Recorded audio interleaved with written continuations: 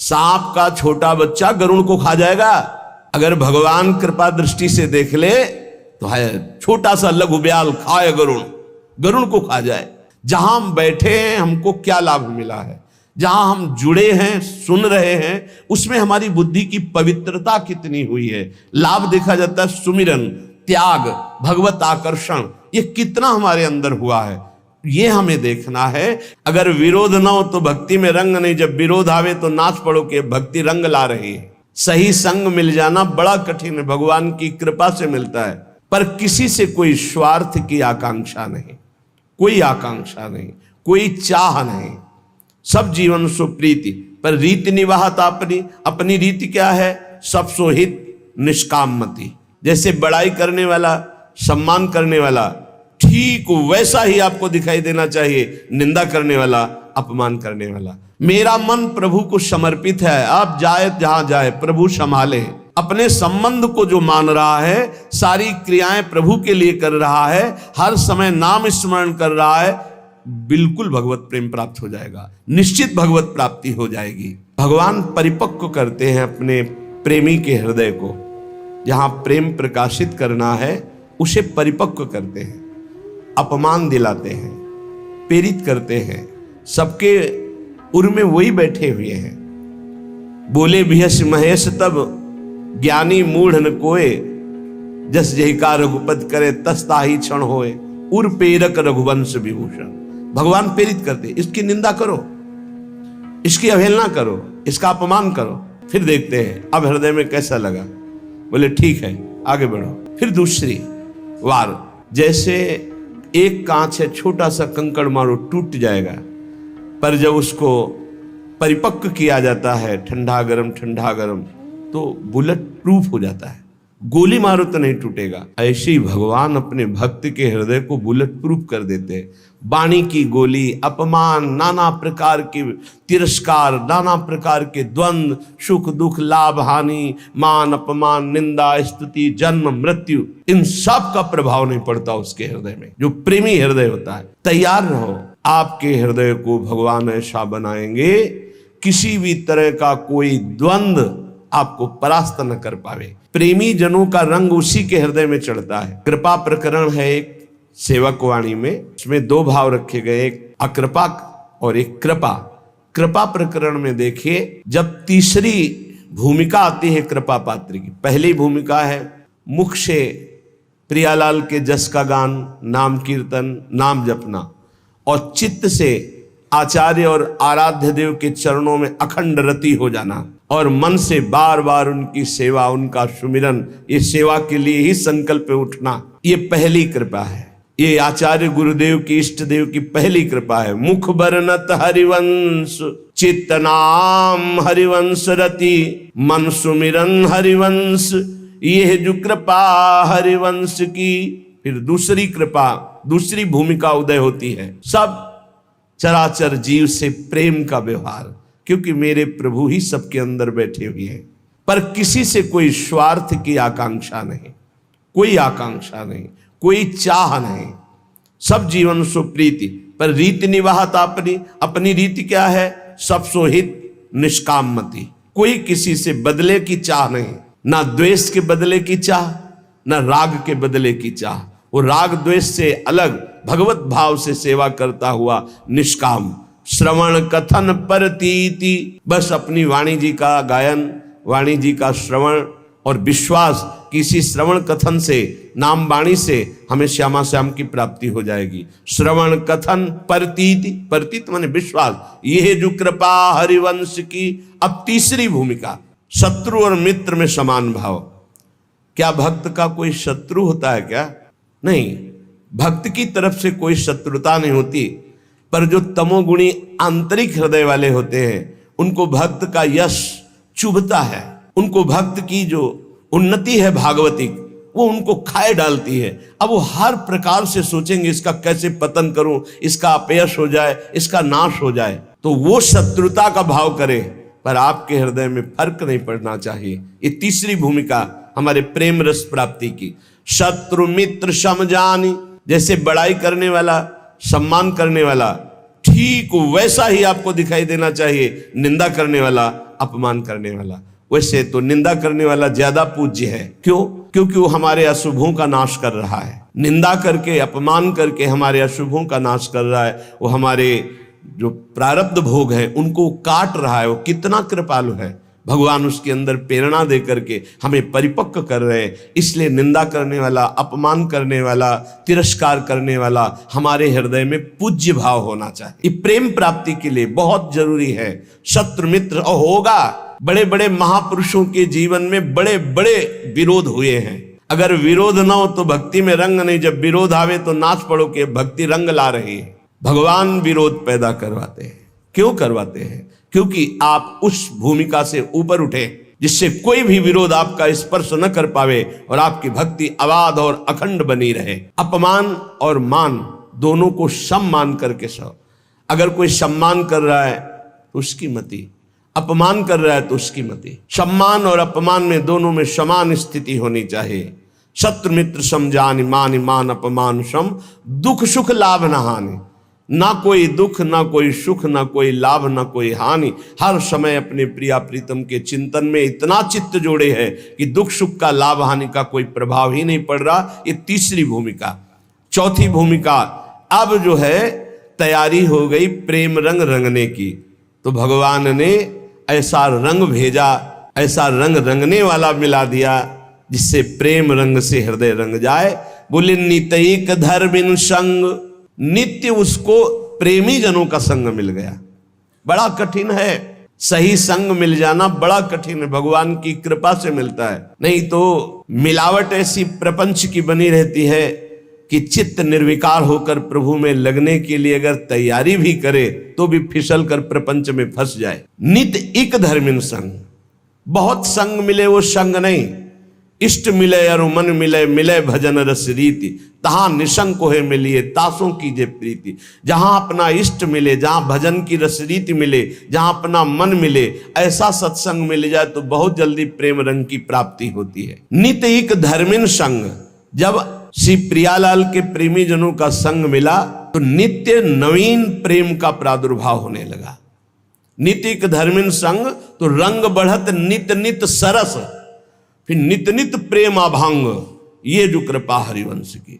जहां ये चौथी भूमिका आई तो पांचवी भूमिका में लीला दर्शन होने लगता है। नेत्र खुले हैं या बंद, वो प्रिया प्रीतम की रूप माधुरी, लीला माधुरी में डूबा हुआ, आनंद सुप्रवाह करता हुआ एक एक क्षण महाप्रेम में व्यतीत हो रहा है। ये छठवीं भूमिका आई।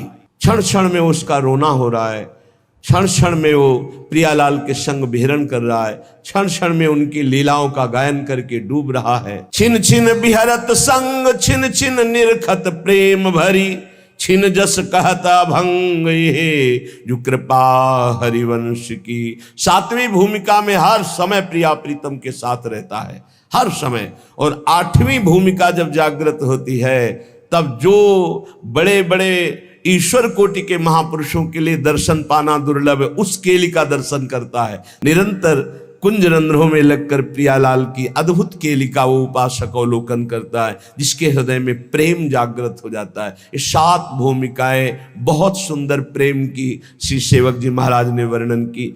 तो जो उपासक सहनशील होता है वही इस मार्ग में चलता है। जब प्रशंसा होती है तो सबको अच्छा लगता है और जब निंदा होती तो सबको बुरा लगता है, लेकिन प्रेमी को नहीं। प्रशंसा प्रेमी को चुभती है और निंदा उसको मीठी लगती है। ये उल्टा मार्ग है, प्रेम का उल्टा मार्ग है। सम्मान करे तो ऐसे कर लेगा, अपमान करे तो उसके चरणों में प्रणाम करेगा। ये प्रेम का मार्ग उल्टा मार्ग है। सब प्रकार से जो तितिक्षु होता है, सहनशील होता है, उसके हृदय में प्रेम का प्रादुर्भाव। सब सहना है, कुछ नहीं कहना, ये हमारा मार्ग है। सब सहना है, कुछ नहीं कहना। अगर तुम हमें दुख देना चाहते हो तो हम सुख क्यों चाहें? अगर तुम अपमान करवाना चाहते हो तो हम सम्मान क्यों चाहेंगे? प्रभु यदि आप निंदा करवाना चाहते हो तो हम प्रशंसा क्यों चाहेंगे? हम तो आपकी चाह में चाह मिलाए हुए। ये प्रेमी का हृदय होता है। प्रेम बड़ा पवित्र होता है, निर्दोष होता है। छल, कपट, बेईमानी, स्वार्थ, स्वसुख वांछा ये प्रेम में छू नहीं जाती। जहां प्रेम प्रकाशित होता है वहां छल नहीं होता, कपट नहीं होता, छुपाव नहीं होता, बेईमानी नहीं होती, स्वार्थ नहीं होता, बड़ी दिव्यता होती है। क्योंकि प्रेम दिव्य है तो विशुद्ध जिसके हृदय में जागृत होता है उसे दिव्य कर देता है। अब पार्थिव बुद्धि शरीर रागी वो दिव्य को कैसे जान पाएगी? तभी उसको आश्चर्य होता है, ऐसा कैसे हो सकता है, ऐसा कैसे हो सकता है? अरे सांप का छोटा बच्चा गरुड़ को खा जाएगा।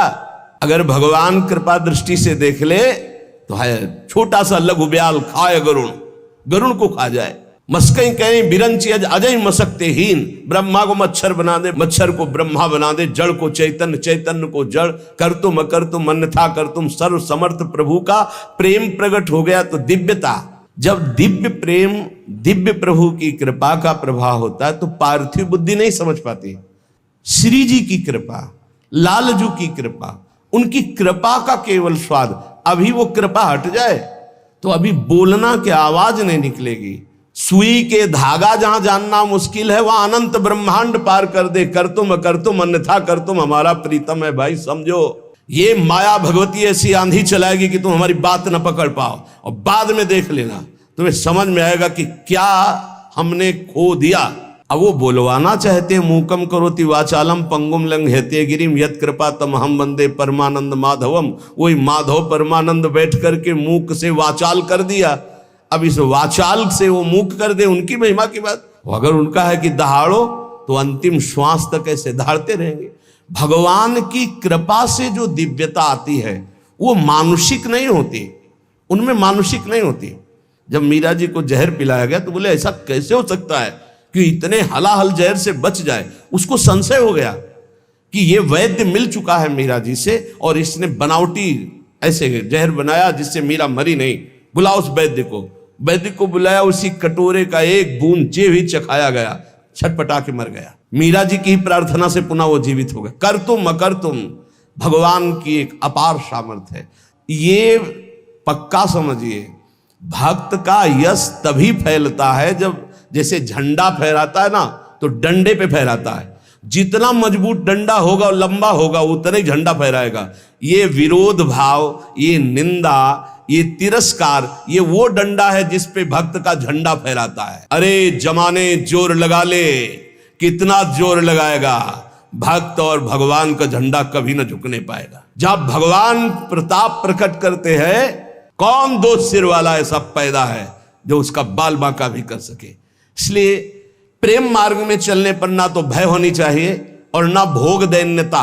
प्रेम पवित्र होता है, इसमें छल नहीं, कपट नहीं, बेईमानी नहीं, स्वार्थ नहीं। छल कपट बेईमानी जहां बुद्धि में है, जो चश्मा लगा छल कपट बेईमानी का तो सब जगह लगता है छल कपट का ही राज्य है। हम जैसा चश्मा लगाते हमको वैसे ही दिखाई देने लगता है। लेकिन ये भगवत प्रेम मार्ग है। इस प्रेम मार्ग में अपनी श्रद्धा और विश्वास को श्यामा श्याम के चरणों में और अपने विवेक से संत का संग करना चाहिए। जहां हम बैठे हैं हमको क्या लाभ मिला है, जहां हम जुड़े हैं, सुन रहे हैं, उसमें हमारी बुद्धि की पवित्रता कितनी हुई है। लाभ देखा जाता है सुमिरन, त्याग, भगवत आकर्षण, ये कितना हमारे अंदर हुआ है। ये हमें देखना है कि हमें जो सत्संग मिल रहा है उससे हमारे भगवत मार्ग कितना पुष्ट हो रहा है। तभी हमारा दृढ़ विश्वास होगा। और जो पुष्ट हो रहा है वो हमारे ऊपर कृपा है श्री जी की, गुरु जी की, आचार्य की, तभी हमारा उत्साह बन पाता है। तो बचना चाहिए अपनी श्रवणेन्द्री के प्रपंच जनित वचन सुनने से, नेत्रेंद्री से दोष दर्शन से, तो हमारा जो हृदय है वो छल कपट बेईमानी आदि दोषों से रहित हो जाए। सच्चे प्रेमी में पाप आचरण नहीं रह जाते। जो सत्य मार्ग के पथिक हैं उनमें पाप आचरण नहीं होते। पाप होते हैं कामना के कारण, और कामना होती है देहाभिमान के कारण, और देहाभिमान होता है अज्ञान के कारण। सबका मूल अज्ञान और अविद्या है। जब प्रेम का प्रकाश होता है तो अज्ञान ही नहीं रह जाता, इसलिए ना वासना रह जाती, ना कोई कामना रह जाती है। भगवत प्रेम ये अंतिम चरम पुरुषार्थ है जो मोक्ष के आगे की भी बात है। भगवत प्रेम अत्यंत दुर्लभ है पर इसकी प्राप्ति कृपा से सहज में हो जाती है। अत्यंत दुर्लभ है पर कृपा से सहज में हो जाती है। यदि कोई अनन्य उत्कंठा रख करके भगवान के जो वचन शास्त्रों में संत के वचन उनके आश्रित हो जाए, निर्भर हो जाए, तो ये प्रेम प्रकट हो जाए। हम चाहते हैं कि हमें प्रेम मिल जाए, पर हम विषय भोग नहीं छोड़ेंगे, हम नाना प्रकार की पापाचरण नहीं छोड़ेंगे, तो विषयों में सुख बुद्धि जब तक रहेगी तब तक भगवान में प्रेम नहीं हो सकता। प्रेम के प्रवचन भले हो जाएं, प्रेम की बातें भले हो जाएं, विषयासक्ति और प्रेम ये बिल्कुल विपरीत है। जैसे दिन और रात, विषयासक्ति रात है और प्रेम दिन है। जिन साधकों के हृदय में विषय भोगने की प्रबल लालसा है और वो उनको त्यागे हुए आगे बढ़ रहे हैं, तो उनका विषय रस के प्रति आकर्षण कम होते होते नष्ट हो जाएगा। लेकिन जो साधक विषय आकर्षण के साथ विषय क्रिया में उतर गए, तो उनका फिर स्वभाव सुधरना बहुत कठिन हो जाएगा। इसलिए लालसा तो है, पर भोगूंगा नहीं, क्योंकि भगवत प्राप्ति करनी है, भगवत प्रेम प्राप्ति करनी है। तो इनका विषय भाव जो अंदर से है भोगने का, ये एक दिन शांत हो जाएगा भजन के बल से। विषयासक्ति प्रेम में बड़ी बाधक वृत्ति है। जो विषय भोग की इच्छा, विषय पदार्थ, ये अभी देखकर हमको जलाते हैं, भोगने की इच्छा होती है और हृदय जलता है। इस जलन को जो सह जाता है उसे तपस्या कहते हैं। वही तपस्वी है। बहुत सुंदर बात है, वही तपस्वी है। देख लेना, इस जलन से अनंत गुना बढ़ करके भगवान आपको शीतलता और आनंद देंगे, क्योंकि आप भगवान के लिए जल रहे हो। भगवान में ममता और आसक्ति हो जाएगी इस जलन को सहने से। सह जाओ, ये जलन सहना पड़ेगा। निंदा की जलन, अपमान की जलन, काम की जलन, क्रोध की जलन, ये सह गए तो भारी तपस्या, इसका परिणाम होगा अनंत गुना बढ़ करके भगवान आपको सुख देंगे। और नहीं सहोगे तो जलते रहोगे। क्रोध आया, गाली दे दिया, वो तुम्हें 4 गाली देगा, और जलो। काम आया, भोग लिया, और तृष्णा होगी। ऐसे ही जितना तुम विकारात्मक क्रियाओं की तरफ जाओगे, उतने ही भ्रष्ट होते चले जाओगे। सह गए उतने ऊंचे उठते चले जाओगे। प्रेमी को ऐसा अनुभव होने लगता है कि मेरा शरीर प्रभु को समर्पित है, ये प्रभु की वस्तु है, मैं इसे भोग नहीं सकता, ये प्रभु की धरोहर है। मेरा मन प्रभु को समर्पित है, अब जाए जहां जाए प्रभु संभाले। पुत्र, धन, प्रतिष्ठा, घर, परिवार, रुपया, पैसा, सब कुछ प्रभु की प्रदत्त वस्तु है। इसमें मेरा अहंकार क्या, इसमें मेरी ममता क्या। ऐसे भक्त के हृदय में प्रेम का प्रकाश होता है। जिसके हृदय में प्रेम स्फुरित होता है, उसके हृदय की स्थिति सर्वदा आनंद ही आनंद, आनंद ही आनंद, हर समय आनंद। जहां हमारा स्व प्रभु से मिला, सोई आनंद की उत्पत्ति हो गई। अभी स्वाभिमान देह में है, स्वाभिमान प्रियालाल के चरणों में गया, आनंद ही आनंद है। उसी के लिए रोज सत्संग, रोज साधना हो रही। किसी समय प्रियालाल हमारे अहंकार को मिटा दे, स्वीकार कर ले। भगवत प्रेम में कृपा की बाट जो ही जाती है। कब गुरु कृपा होगी कि हमारे हृदय प्रेम जागृत हो, कब प्रियालाल की कृपा होगी। कम से कम इतनी तड़पन तो हो ही जाए कि दिन में कई बार अपने अंदर अभाव पैदा हो कि मेरे अंदर प्रेम नहीं जागृत हुआ, अभी प्रभु का प्रेम जागृत नहीं हुआ। ना नाम से प्रेम है, ना धाम से प्रेम है, ना प्रियालाल से प्रेम है। ये भगवत प्रेम की बातें सुनकर कच्चा उपासक डरने लगता है कि इतनी जलन सहनी पड़ेगी। पर सच्चा उपासक यही आग की ज्वाला से चलना है। चढ़ी के मैन तुरंग पे चलिबो पावक माए। अरे मन घबरा जाता है कि अच्छा ये जलना पड़ेगा भगवत मार्ग में, तो जलना तो पड़ेगा। इधर जल लो, थोड़ी दूर जलन है, फिर आनंद है, और इधर तो जलन ही जलन है। जलत ज्वालम, ये संसार जलती हुई ज्वाला के समान, काम, क्रोध, लोभ, मोह, मद, मत्सर। प्रेम का मार्ग थोड़ी दूर का ये जलन वाला है। इसे देखकर कायर पुरुष वापस हो जाता है, भोगों में फंस जाता है। परंतु जो इस आग में कूद पड़ता है, उसके लिए आग चंदन से भी शीतल बनकर के महासुख देने वाली बन जाती। केवल डरना नहीं है, ये डराता है कुछ नहीं। ध्यान मत दीजिए, नाम जप कीजिए, लीला गायन कीजिए, सत्संग सुनिए। जो ही आगे बढ़े तो शीतलता ही शीतलता, आनंद ही आनंद। प्रेम में समस्त क्रियाएं केवल प्रभु के निमित्त की जाए, या प्रेमी की समस्त क्रियाएं केवल प्रभु के लिए होती है। देखो, गोपी जन अपने पति की सेवा, घर में सोहनी लगाना, धान कूटना, गाय की सेवा करना, दुग्ध दुहना, दही मथना, पर ये सब कर रही हैं, लेकिन इनका उद्देश्य है श्री कृष्ण प्रसन्नता, और इनके हृदय में हर समय है श्री कृष्ण चिंतन। इन दो भाव से बहुत ऊंची दशा को प्राप्त हो जाती। क्रियाएं सब सांसारिक है, क्रियाएं सब सांसारिक है, आप विचार करके देख लीजिए, लेकिन चिंतन और क्रियाओं का फल श्री कृष्ण प्रसन्न होंगे, क्योंकि उनका आराधन कर रही है, हर क्रिया में श्री कृष्ण का चिंतन कर रही है, हर क्रिया श्री कृष्ण की प्रसन्नता के लिए कर रहे, श्री कृष्ण के लिए कर रहे, इसी से प्रेम प्राप्त हो जाता है। भगवत प्राप्ति के लिए कोई नए अनुष्ठान की जरूरत नहीं है। ये भ्रम पैदा किया जाता है अपने दिमाग में कि कहीं दूर चल के गुफा में या ऐसा तब भगवत प्राप्ति, नहीं, ऐसा नहीं। जो गुफा में है, अगर वो संसार का राग त्यागे नहीं तो उनको भगवत प्राप्ति नहीं होती। अगर घर में है और आप सारी घर की क्रियाएं भगवत अर्पण कर दे और नाम जप कर रहे हैं और प्रभु से अपना संबंध स्वीकार कर लिए हैं, जो हमारा संबंध जन्म जन्मांतरों से है, पहला संबंध तो है ही कि हम भगवान के अंश हैं, दूसरा गुरु प्रदत्त संबंध होता है, सखा या वात्सल्य या गोपी या सहचरी। अपने संबंध को जो मान रहा है, सारी क्रियाएं प्रभु के लिए कर रहा है, हर समय नाम स्मरण कर रहा है, बिल्कुल भगवत प्रेम प्राप्त हो जाएगा, निश्चित भगवत प्राप्ति हो जाएगी।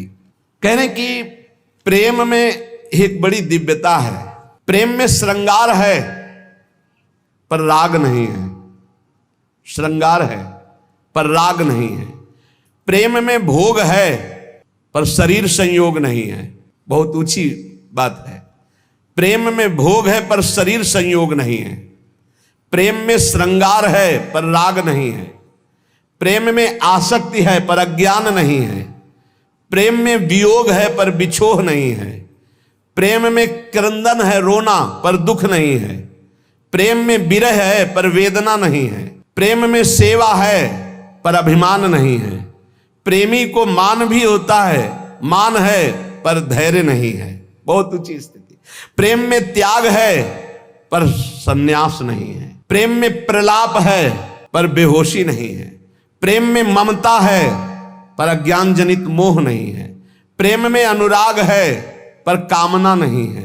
तृप्ति है पर अनिच्छा नहीं, प्रबल इच्छा है। कैसा स्थिति? तृप्ति है और इच्छा है। प्रेम में सुख है पर चाह नहीं। प्रेम में देह है पर देहाभिमान नहीं। प्रेम में जगत है पर माया नहीं। प्रेम में ज्ञान है पर मैं ब्रह्म हूं, ऐसा ज्ञान नहीं। प्रेम निर्गुण है पर मोक्ष नहीं। प्रेम में लय है पर स्मरण नहीं। लय किस कोटि का? मैं भगवत चिंतन में लय, ये स्मृति भी गई। इस उच्च कोटि की अवस्था को प्रेमी प्राप्त होता है। ऐसे प्रेम की प्राप्ति के लिए कुछ साधन बताए जाएंगे। कह रहे हैं कि इसमें सबसे पहली बात है कि जो भगवान की कृपा से आपको महापुरुषों का संग मिला, अभी गुरु नहीं बनाया, महापुरुषों का संग मिला, सत्संग सुना, उसमें जब आप श्यामा श्याम की प्रियता की बात सुने, श्यामा श्याम की शरणागति की बात सुने, तो आपके हृदय में उसी समय बैठना चाहिए कि अब हमारे आराध्य देव श्यामा श्याम हैं। दूसरा, श्यामा श्याम को कैसे प्राप्त करूं, ऐसे साधन की चाह। तीसरा, किसी में भी न्यून भाव या दोष दृष्टि का भाव। चौथा, केवल भगवत प्राप्ति की चाह। ये चार बातें जब हृदय में प्रकट होती है तो प्रभु कृपा करते हैं और उनको संग देते हैं किसी रहस्य रस में डूबे हुए प्रेमी का, जो प्रभु के रहस्य रस में। अब प्रतिक्षण उसको ये लगता है मैं आगे कैसे बढ़ूं मार्ग में, बिना रसिक गुरु के आगे बढ़ा नहीं जाता। उसके हृदय में ये पुलक होने लगती कि मैं अपना मन, अपना प्राण, अपना शरीर, अपना सर्वस्व किसी महापुरुष के चरणों में समर्पित करके और उनके बताए हुए मार्ग पर निश्चिंत होकर चल पड़ूं। हे प्रभु, ऐसी हम पर कृपा करो।